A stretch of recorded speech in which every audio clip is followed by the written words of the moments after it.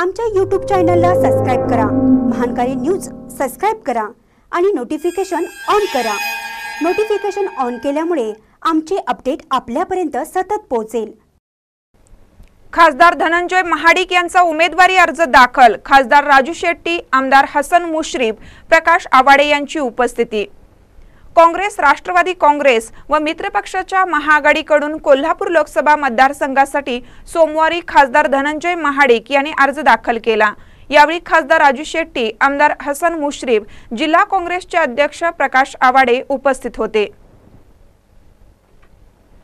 खासदार धनंजय महाडिक यांनी अगदी साधेपणात आपला उमेदवारी अर्ज दाखल केला।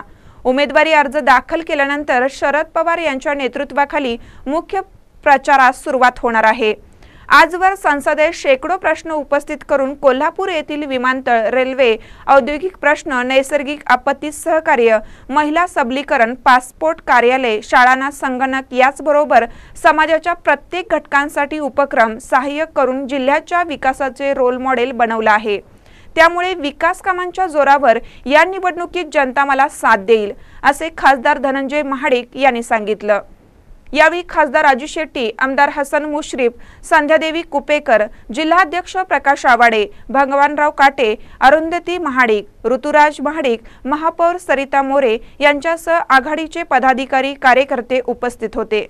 महानकर न्यूजसाठी कोल्हापूरहून शुभांगी तावरे।